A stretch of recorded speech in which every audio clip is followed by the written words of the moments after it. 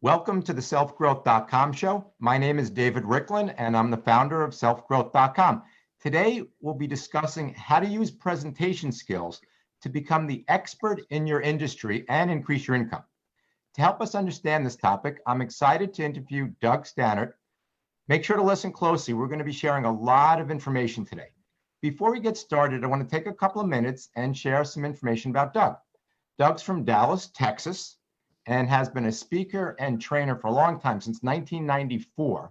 He's the author of several best-selling books, including Fearless Presentations, Cultivating Customers, 28 Ways to Influence People, and his most recent book, Mastering Presentations. Doug has revolutionized helping people overcome public speaking fear by creating a system that sets a person up for success and continuous education.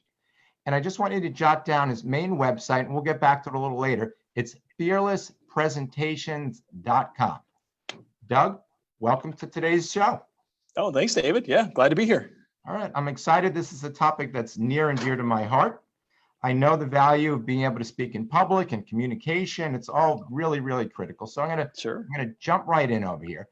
Sure. Doug, at the Leaders Institute, your company, you've trained a lot of presenters and up-and-coming leaders within the industry. Correct. What role does having good presentation skills have in developing this kind of next generation of leaders? Well, I mean, basically, one of the main things that organizations look for when they're saying, hey, who is our leader here? Who are the people that are the up and coming folks? Who are the folks that we want to promote? Who are the people that are making things happen?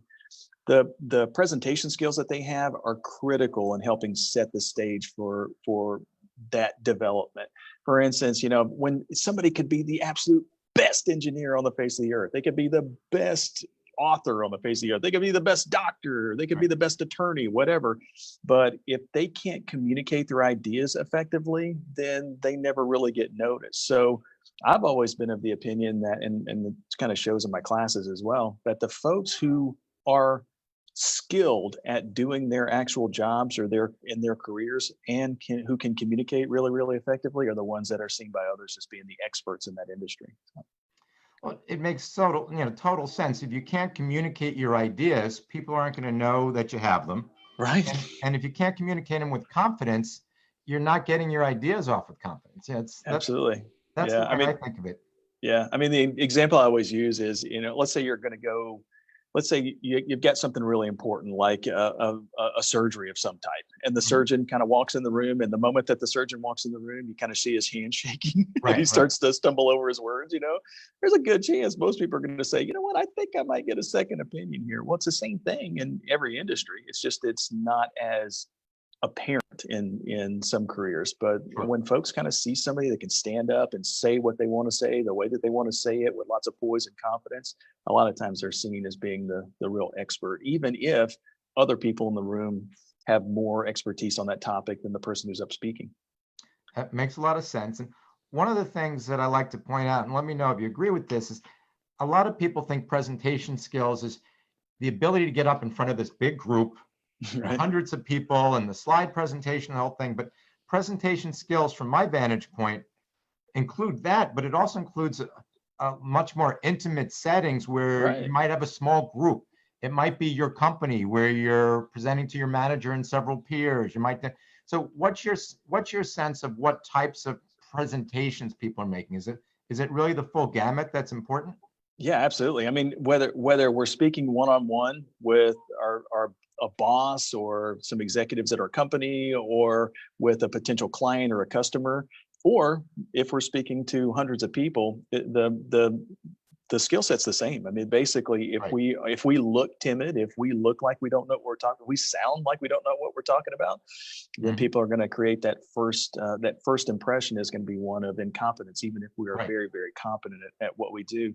Most of us, just in general, I'm a professional speaker, but I do way, way, way, way, way more one-on-one conversations with people than I do in front of a group, and I'm up in front of groups every single week. So, but I'll have presentations here at my office. In fact, I mean, just here today, I've already done 2 presentations that are internal with the people here at my company, doing Zoom meetings and going in consulting with a brand new sales rep that just started with us and things like that. So, and anytime that I'm presenting I still want to show that credibility. I still want to show that confidence. I still want to show that poise. Mhm. And so it's critical. Okay, makes total sense. But it's not just presentation skills, right? If the person, and I've seen some people, they're an idiot in terms of the area they're speaking on, or they might speak well, but is the audience, if they don't really know anything, is the audience going to still perceive them, as an expert? Yeah, I mean, it's funny because it's not just the way that you carry yourself. I mean, obviously that's critical, that's important, but Right. you also have to. I mean, the aspect where we're coming from when we're teaching presentation skills is we're going to make the assumption that the thing that you're speaking on is the thing that you're the expert on. Otherwise, somebody else would be giving the presentation. There'd be somebody Right. else in that room that would be Mhm. giving the presentation. And a lot of times we think of ourselves as when we say the word expert, especially in classes and things like that, when we're teaching them, it's sometimes confusing to people because they think that, well, I'm not the overall expert on this absolute topic, but in that room, you are. I Right. give you a good example. I had a girl that I dated in college. I used to, when we were going through college, she used to have me help her with her math. She hated math. Was terrible I mean, she was Mhm. an okay person at it, but I mean, but she needed help, right? And I was pretty good at math, so I would kind of help her with her math homework. And I found out later that when after she graduated, I came across her, 3, 4, 5 years or so after we graduated, and she was teaching fourth grade math at a local elementary school. Because in Texas, there was a bonus, like the math teachers got paid more, and Mhm. it was funny because it cracked me up. I said, "You are a math teacher," and she said, "Wait, before you judge me," she says, when the reason why I chose fourth grade math is because in order to be a really good fourth grade math teacher, you really only have to know fifth grade math to do it. Right. So Makes for sense. her, she was the expert in that room. She knew more about fourth grade math than what these kids did, right? And so it's kind of the same thing with but obviously, if you are standing up in front of a group talking about something you absolutely know nothing about, then that's going to come back to bite you. I don't care how good your Sure. presentation skills are. Mhm. That's not going to work under any circumstances, any situation. A lot of times when folks are having me come in and coach them, though, it's because they know what they need to say and they have the content. They just want to be able to present it better, and that's where we kind of come in. Makes sense. There was an old quote that I loved, and you're probably familiar with it. In the land of the blind, the one-eyed man is king. Right? Exactly. Yeah. So, Sure. so Yeah. basically, for me, that means you just need to know more. You need to be a step ahead of your audience. Right.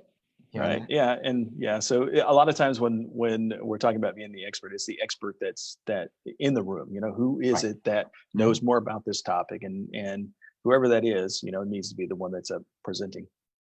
Right. You mentioned a couple things about some of the benefits of improving presentation skills. Can you go a little bit more in depth? What have you seen the benefits? And I know there's a lot of them in terms of improving your presentation skills. And touch on, so kind of two arenas if you could touch on. One is the workplace. So someone works in a business, and then for people who have their own business. So Sure. there's a mix of people that are part of our audience and are going to be listening. So kind of come with it from those two vantage points. Okay, good. I'll focus on both. So in the workplace, let's say that we work for a good sized company, and we're using our presentation skills as a way to help kind of set ourselves apart from the rest of the organization, where we want to be Mhm. seen as the expert. In that situation, if you think about it, the thing that I hear most often anyway, when I'm kind of coaching folks that are in that position, is they say, "I know more about what my department does and what my boss does. But for Right. some reason, my boss got promoted over me." Well, there's a reason why. There's a reason why. Well, sometimes there's politics involved, right? So we kind Sure. of know that. But for the most part, it's because the people that get promoted aren't necessarily the people that know how to do those specific day-to-day tasks the best. They're the ones that can communicate effectively, can motivate people, can inspire people. And if you are a good speaker, you can do all of those things just with your presentation skills. When you're in a team meeting and you want to motivate people, inspire people, and persuade people, if you have really good presentation skills, you can do that. So it's one of the easiest ways Mhm. to set yourself apart in a positive way from your competition, which in a lot of cases people see their coworkers as being their competition. On the other side, Right. as an entrepreneur, I'm an entrepreneur. If you're If you want to be taken seriously in the business world, you have to be able to market yourself very effectively. And one of the fastest and easiest ways to market yourself, especially in today's world, is to get up and speak, whether that's on a Zoom call, whether that's on in a one-on-one meeting with Mhm. a group, whether that's in Right. a seminar or a YouTube video or whatever it is. All of those things take very I would say high level, but the higher level presentation skills that Mhm. you have in Sure. each one of those situations, the more credibility you're going to have in the marketplace. You can be the absolute best at whatever you do, but if you look like you're nervous, if you look like you're stumbling over your words and different things like that, people aren't going to really take you seriously. And so, I one of the things that I just kind of use myself as an example. One of the things that I did when I first started out. Now, obviously, I'm a teacher and trainer, so it was easier for me. But I just, since I had really good topics, I would go out to associations and Mhm. to social groups like Rotary clubs and Kiwanis Right. clubs and stuff like that, and I would give a free talk all the time. I mean, Right. I was honing my skill. I was getting Mhm. better and better and better at doing that. And so every week I'd go out and do 2 or 3 Rotary Club meetings. And the neat thing about those types of organizations is that if you are going to one of these social organizations and people like you, they talk about you and they will promote Sure. you to other places. And even though you may not be generating a lot of business from it, you're getting practice, you're getting better, you're honing your skill, and that's kind of where the real success kind of comes from. All right. That makes total sense. And I also see all the time when you're a speaker, you immediately have more credibility up until you Absolutely. speak. But after you speak, That is true too. then you need to deliver. But just by That's the true. fact that you're speaking and have an opportunity to speak, it means someone is kind of endorsing you. So whoever Yeah. brought you in is endorsing you. So Absolutely. it's up So to you're you to actually have borrowing that. that credibility. The thing you have to know, whether you're speaking internally at your own company or whether you're speaking externally as an entrepreneur or whether you're doing YouTube videos or whatever, when people when you stand up to speak, or when a single person, and it can be anybody, when a person stands up to speak, he or she is automatically assumed to be the expert because they're standing up in front of the room to speak. Exactly. And then Yeah. obviously, as long as your content now backs that up, you're on Mhm.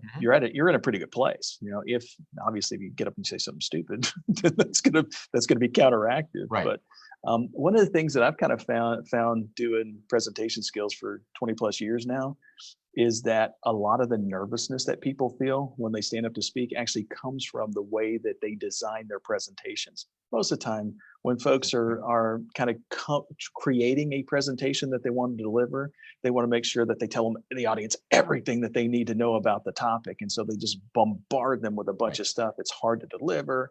It's boring. It's not very interesting, and we stumble over our words when we try to do it that Mhm. way. So one of the key things that we do in our classes is that we take them back a step and we say, hey, let's design a better presentation and then use those presentation skills, and then you kind of hit a home run every single time. All right. Well, let's delve a little bit deeper into what you just said. So I know you've coached thousands, literally thousands of presenters. What process do you use in terms of doing this? And what's really the kind of the best way for a person who doesn't speak a whole lot to get better? Well, okay. There's the process. Actually, it's two different questions. One Okay. question is, what's the best way to get better at speaking in front of a group? I mean, the one of the things about public speaking, which makes it way more terrifying for a lot of people than other skills that we learn, is that the first time we ever do it, we're actually in front of our peers. We're actually in front of Sure. people doing it. I mean, when we're 4, 5, 6 years old and we're learning to ride a bicycle, the whole elementary school isn't out in the cul-de-sac Right. watching Right. us do it. But the first time we get True. up in front of a group, everybody's kind of watching us. So that's one of the reasons why that skill set is a little bit more challenging for a lot of folks, and that's why classes work really well, because you can Mhm. actually get a controlled environment where you get a chance to Right. practice. The step-by-step process that we kind of take people through, though, is we break a presentation down into component parts. We show them one really, really, really simple thing that everybody in the audience can do, and let them master that component part. And then once they get really good at doing that, we add something to it. And then once they get really good at that, we add something to it. And once they get really good at that, we add something to it. So, for instance, in our 2 day classes, we might have people get up and speak maybe 8 times Right. in 2 days, but every time they do, they have a fantastic success because we've given it to them in bite-sized pieces. So by the time they finish, they're going, holy cow, I can't believe that we accomplished that much in so little period of time. So it's actually a fairly quick and easy and turnkey kind of process that, as long as you go through the steps, it works 100% of the time. It's one of the things that you mentioned that I've kind of trained a lot of people. I personally haven't trained all of the people at the Leaders Institute, because I have about a dozen different instructors around Mhm. the country. They're all really high quality instructors. But over the years, we've trained about 30,000 people, never had a single failure. So we've had 30,000 people, most of them, or a lot of them anyway, come through the class because it's their last hope. They're like, oh my Right. God, I've tried everything else. I've tried the toasting clubs. Mhm. I've tried Right. going to classes at the universities, and I've tried listening to coaching from my peers and stuff like that. Nothing else has really worked. And this works 100% of the time. So but it's not because we're incredibly intelligent or anything like that. We just kind of take people through the process, and the process works because it's so simple. What's interesting in terms of the step by step where you're building, it goes back to what you were saying, where a lot of people come in and they're trying to throw everything in the kitchen sink into their Right. presentation, not Right. only in terms of their knowledge, 'cause I've been there where you just want to spew everything. So Right. everything is coming out, and everything you can do, and you put it all together, and it's difficult because it's not only overwhelming for you, it's overwhelming for the audience. Right. And it sounds like what you do is kind of break it down. It's like, all right, you can't start with everything. Let's Right. build up piece by piece. We're going to figure out what's important, what's critical. Here are the components, and help you build. So that's a much more practical and logical way in terms of kind of building what you're doing. So that makes a whole lot of sense. Absolutely. Yeah. Yeah. And by the way, just before we move on, one of the things that's important is that one of the reasons why people will kind of go and give a presentation and they might do pretty well, but then they're still nervous the next time and the next time and the next time, is because a lot of times they're just spaced so far apart. I mean, if we're only speaking once every 2 years or once a year or once every Right. 6 months, there's just so much time in between that Mhm. it takes us forever to get up the nerve to get up and do that. And I was shaky the whole time. I want to finish. Okay, Right. I did okay, but there's really no track record to kind of build upon. And Mhm. that's one of the reasons why the classes work so well, is that we're giving people a series of successes in a very short period of time. So that when they walk out, they go, "Oh, man, that was a piece of cake. That was really, really Right. easy." So makes it a whole lot easier to kind of get the person's confidence up and really get them kind of honed in. The other thing that you mentioned was that you don't want to give people too much at in one sitting. And that's one of the more challenging things to kind of train people to do, is that because a lot of times when we sit down after giving a speech, we say, man, if I didn't tell them everything I know about this topic, then I failed. Right. Right. And if you've been doing the same thing for 10 years or 15 years or 20 years, and you've gotten to be really good at that, and you're trying to give them 20 years of experience in a 7.5 minute presentation, there's no way possible you're going to be able to tell them every single thing you know about that. So you have to say, okay, if I give this to them in bite-sized pieces, what are the most important things that the people in this audience are going to get benefit out of right now? And then once you cover a few of the most important things, you take a break, you come Mhm. back and give them a few more things, and then take a break and give them a few more things. It's a whole lot easier for folks to get a tremendous amount of information in multiple sittings than it is to try to cram everything in a 7-minute presentation Right. and try to Makes cover total it all. So sense. mhm. I want to go back to one of the things we talked about briefly, which is this tie-in to income for people. Right. And you work with a lot of people, a lot of organizations also. What do you see the connection between developing these skills and people's income? Whether it's income at a company or their own company, what kind of experience have you seen with people who've developed these skills? Well, okay. So inside a company, one of the things that you'll kind of that tends to be 100% is that the higher up in an organization that a person goes, the more income they tend to make. It's not always the case, because we have specific skill sets Sure. that people get paid more for. But for the most part, the higher up in a Mhm. big organization that somebody goes, the higher their income is.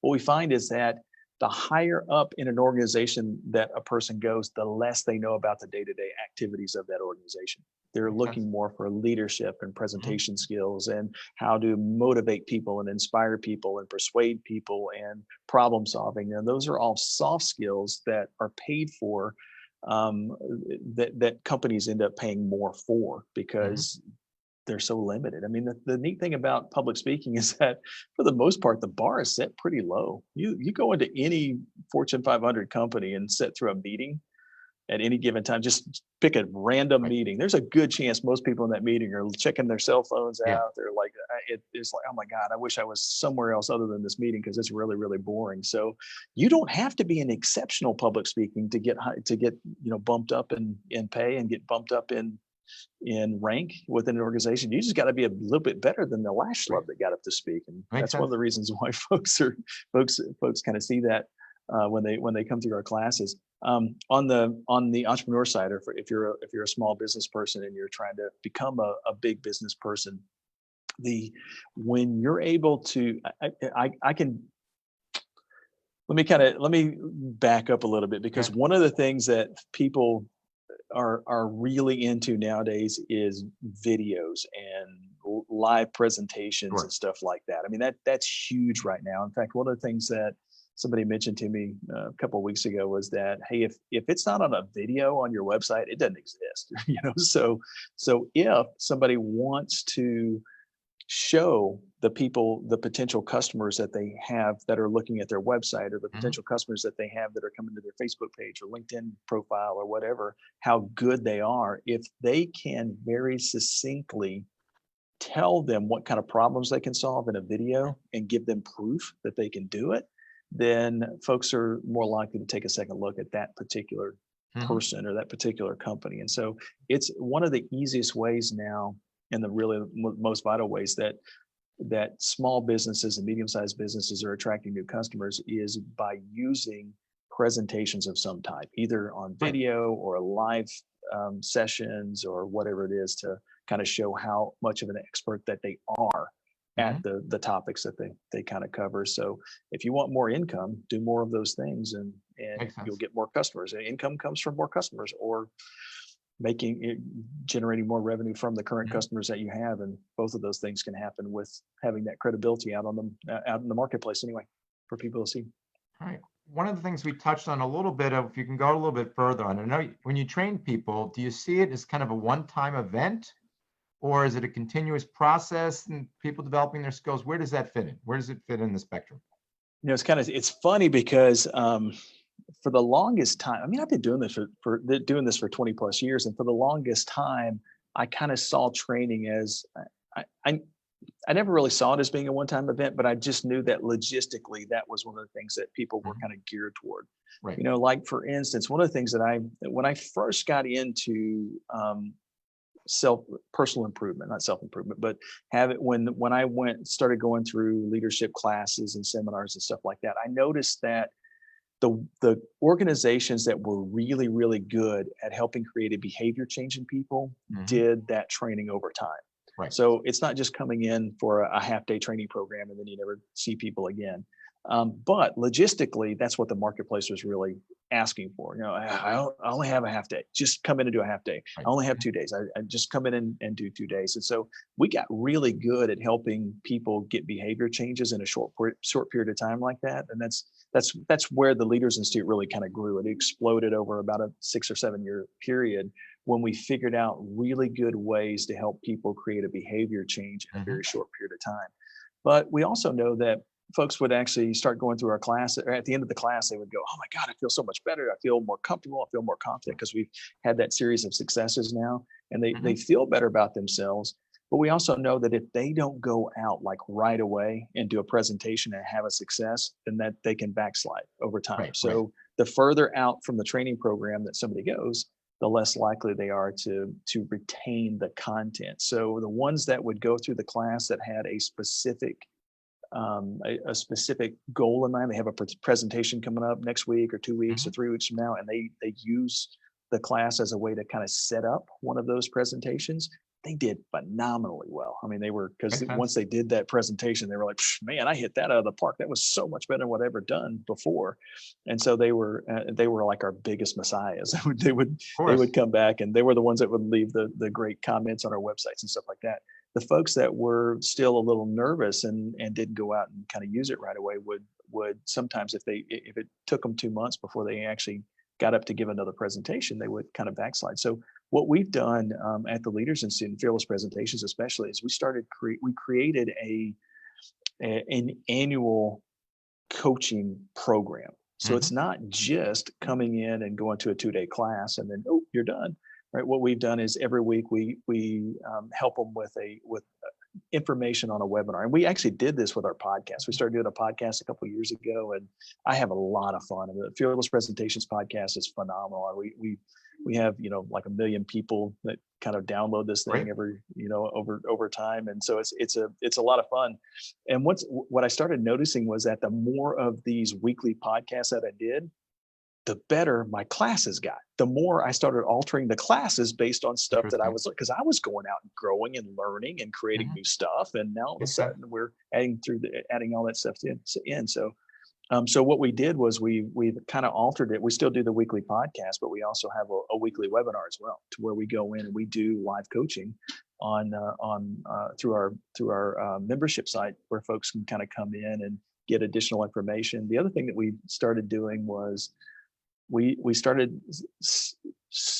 now begun to stop promoting the Fearless Presentations program as a 2-day class. It's basically, what folks will do is, if they come through that 2-day class, they're still a member of Fearless Presentations. So if they want to come back 6 months after they take one of our classes and go through the whole class again, they can. If they just want to, one of the final things that we do in our 2-day classes is we put everything together and folks give their final presentation after they've designed this really cool presentation. So what a lot of people are doing now is, instead of coming back for 2 full days, what they'll do is they'll go through the online version of our course after they've been through the 2 days the first time. They'll come back 6 months later when they have another presentation coming up that they want to prepare for, and they'll go through the online version. That the online version will help them design their entire presentation from scratch. And then they come in for the last hour and a half or 2 hours of the 2-day class and deliver that in front of a live audience that's very supportive.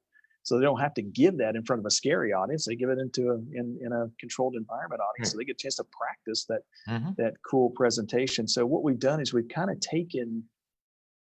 meshed digital, the fantastic society that we live in now, where folks can kind of learn things on their iPhone and their iPad and their Android tablets and all that kind of stuff, and kind of mesh that with the in-person training, which we know is one of the most valuable ways for people to get a behavior change. So, and it's working really, really well. We're getting, oh yeah. I mean, it's really difficult to learn how to speak in front of a group if you don't actually get up in front of a group. So having a series of controlled environments that you can kind of get up and speak in front of, it's really kind of changing the whole. I don't know of anybody else out there that's doing it. I mean, if you go through, a training program, a 2-day or a 3-day training program, you want to go through that training program again with any of our competitors, you got to pay another, $2 or $3 grand to do it. So there's a lot of money to kind of keep doing that over and over again. And if you go through a toasting club, you don't get the coaching, you don't get you get the repetition, but you may or may not get solid coaching to help you improve, find out what you need to do and help you improve. So we're just having a lot of fun kind of getting the kind of meshing the digital side of our company with the in-person side. And we're just getting some great results.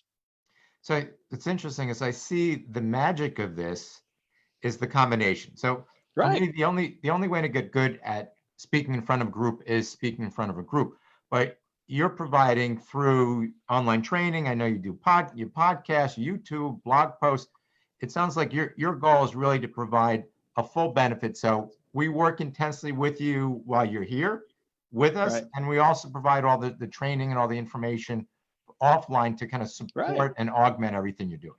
Right. So you can do it on your own. You can do it whenever on your time frame. You can take as much time or as little time as you want. So if you want to, I get calls from folks quite often where they'll have us come in to do a corporate program. They'll have us come in and do a presentation class for a group of 10, 15, 20 people, something like that. And the first thing that they'll tell me is that, hey, I binge listened to like 20 of your podcasts. This is really good stuff. And my people need to know what you're teaching. And so it's become a really good marketing tool for us as well. But it's fun. I'm enjoying the heck out of it. I like it. So I just want to reiterate, we said it earlier, but for people who want more information, they should go. The website is fearless fearlesspresentations.com. Yep. Fearlesspresentations.com. But also check out, I know in addition to your website, you're doing your podcast. Check out the podcast. You got a lot of stuff going on. You have videos on YouTube. So is that the best starting point? Yeah, I mean, one of the things I always, when we first started doing the podcast, I think one of the reasons why it kind of took off like it did is that we started doing like YouTube videos and everything to show people how to actually find it. Because it's funny, you probably listen to as many podcasts as what I do. And we think everybody knows that they're actually on your phone already. There's actually if you have an iPhone, you have the ability to listen to an iPad to a podcast. And so what we would do is we would bypass all of the learning process, and we'd have people just hold down the Siri button and just say, "Hey Siri, open the Fearless Presentations podcast." You can do that on any iPhone. Hey Siri, open the Fearless Presentations podcast, and the latest podcast that we've recorded will actually download. The YouTube site is something that we're really excited about as well. We just in the last year or so, we've added a couple of videographers and that are internal to the company, and the quality of the videos that we're doing, we're kind of excited about that, because it's one of those things that it looks really professional, and we did it so that folks can kind of see that, hey, with just a little bit of investment, you can actually do these things that we're kind of teaching you how to do. So it wasn't really expensive to kind of do any of that stuff. And just with a little bit of expertise and a little bit of training, anybody can do it. All right. So just a few things. I'm going to kind of sum up what I've heard today. Sure. So one of the things that's critical that you've just reinforced is that developing your presentation skills it's critical to our success. Oh yeah. It's the core of everything. It's good to have knowledge. It's good to be able to get things done, but if you're not communicating that effectively, it's gonna be a stumbling block for you, regardless of what you're doing. Absolutely. You have your own company. Absolutely. And it's critical. And what I like about what you've done with Fearless Presentations is you have a system that's been developed over time. Oh yeah. Really lets people optimize both kind of an in-person opportunity to learn, an offline opportunity to learn, a group opportunity to really learn and develop your skills over time. Absolutely. Yeah. It's phenomenal. Yeah. It's taken a long time to build, but man, it's so much fun. I mean, everybody, when we come into the office, we're like, okay, how can we help more people overcome their public speaking fear today? And when you come at with a mission like that, it makes it really fun when you're able to do it. All right. We're just about ready to wrap up. Any final words for our audience? Any last message you want to share?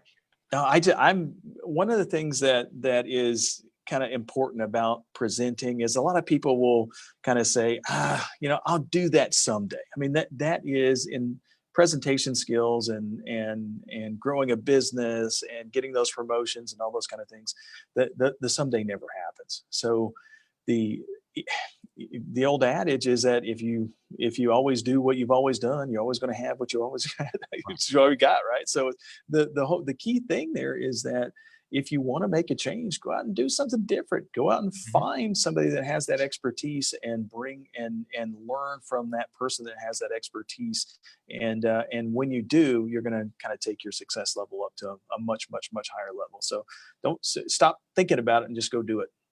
I like it. Fearlesspresentations.com. Go check it out. Ton of content, podcast, courses, everything you're doing. It's the starting point. Doug, thank you very much for sharing this information today. I want to thank everybody for listening, and I wish everybody great success, not only in your speaking, but all areas of your life. Awesome. Great. Thanks, David. We'll talk to everybody soon. All right. Take care.